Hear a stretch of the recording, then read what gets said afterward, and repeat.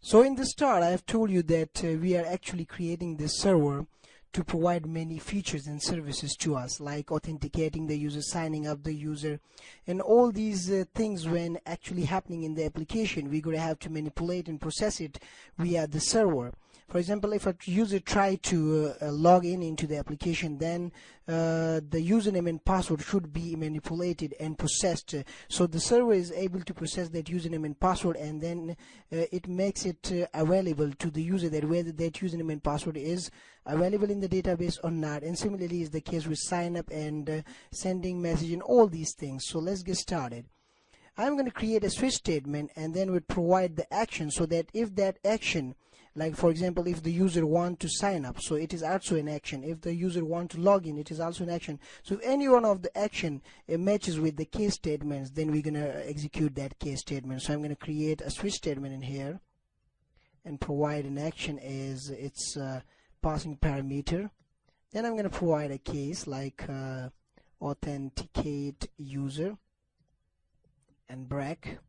I'm going to provide a case sign up user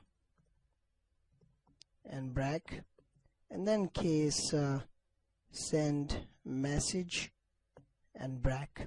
So I'm just going to provide inside this case statement a code that if the action, like for example, if a user want to log in, then it's going to match with the authenticate user, and then we're going to execute the specific amount of code in here.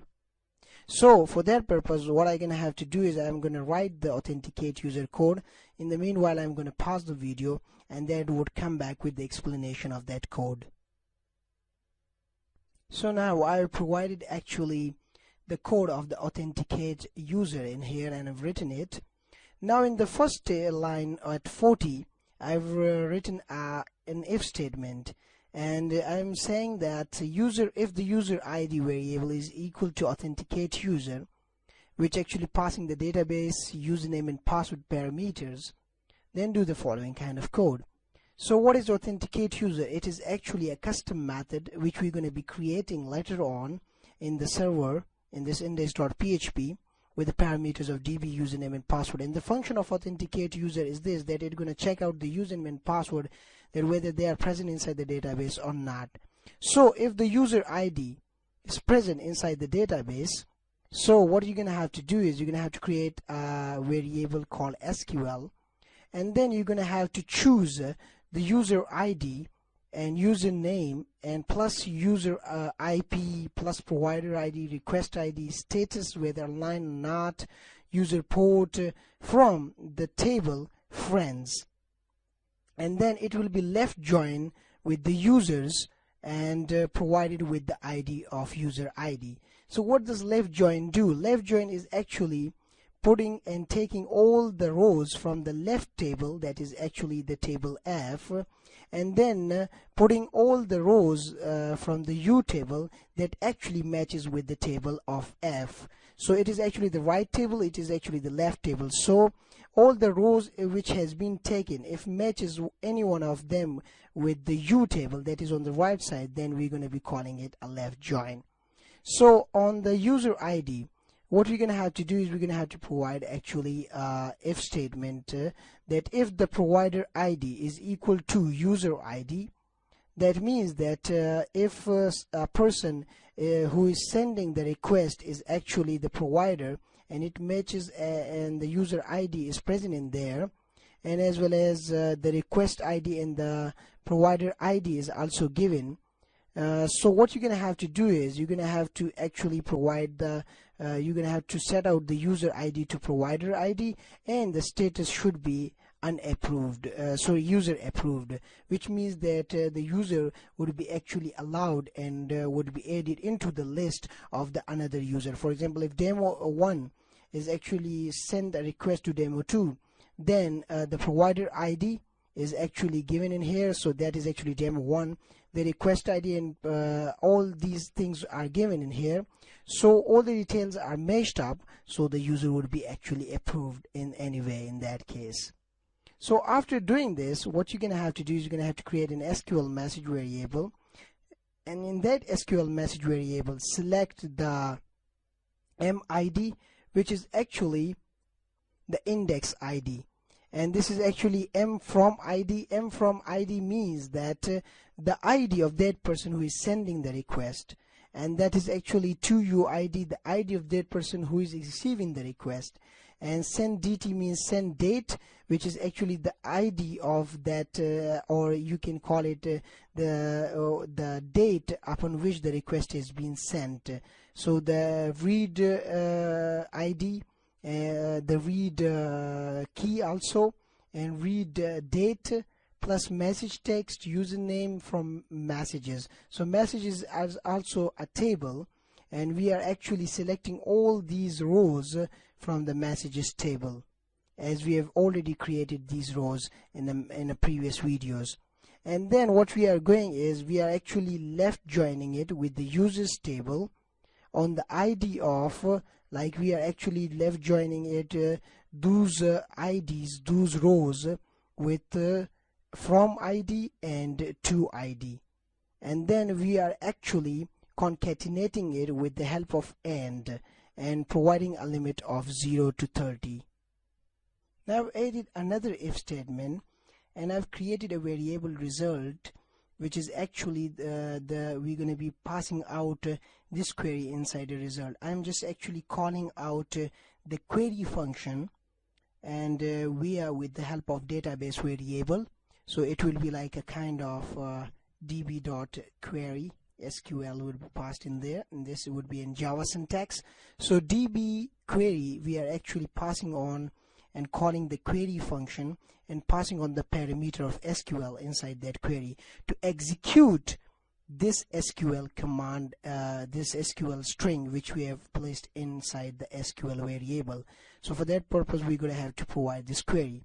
So if it is executed, so what we're going to have to do is we're going to have to provide a while loop, and then we're going to have to actually loop through each row object.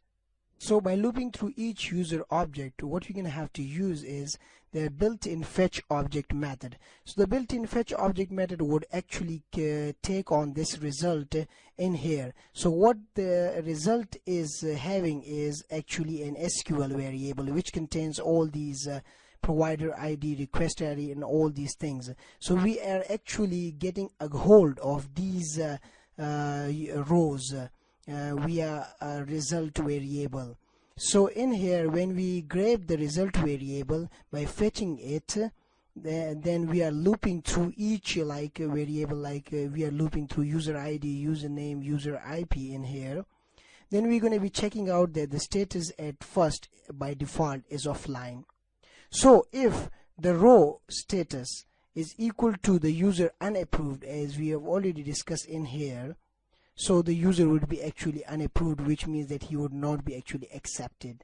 But if the authenticate time difference is less than the time interval for user status, which means that if the user time interval for which the user has been waiting for, or a kind of break or a kind of time is given for a user status is greater than the time difference of authentication in which the user is trying to log in on, then it will be actually the status will be changed to online.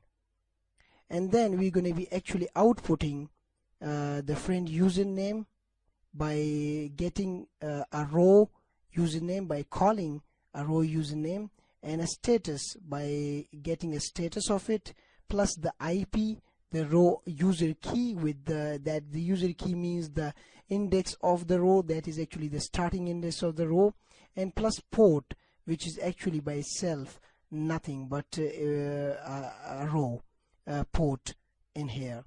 And then at the last, what we're going to have to do is we're going to have to create another variable result message, and then we're going to pass on this SQL message where we are actually selecting the rows from the tables and then left joining it with the user table, and then we're going to pass it on in here and we're going to also execute that one. And once again we're going to loop through each and every row like MID from UID to UID in here with the help of while loop, and then we're going to output the message that who is sending the message. So message from the person who is sending the message with the username in here, and send text would be actually that would be a send text, and it would be taken out from a database, and a text actually by itself. And then what we would have is, and actually we're going to have to then update the database, because then the next user are going to have to write something in there. So for that we're going to have to update the database. So SQL in message would actually update the messages and would set the read to 1, which means that writing is available now. And then we're going to read the date within this format, like year, month and date, with hour and minute, seconds, and where the messages would be with the ID of the raw messages. And in that case, then we're going to execute the SQL in message, and that would be, then we're going to be able to fetch out and authenticate our user.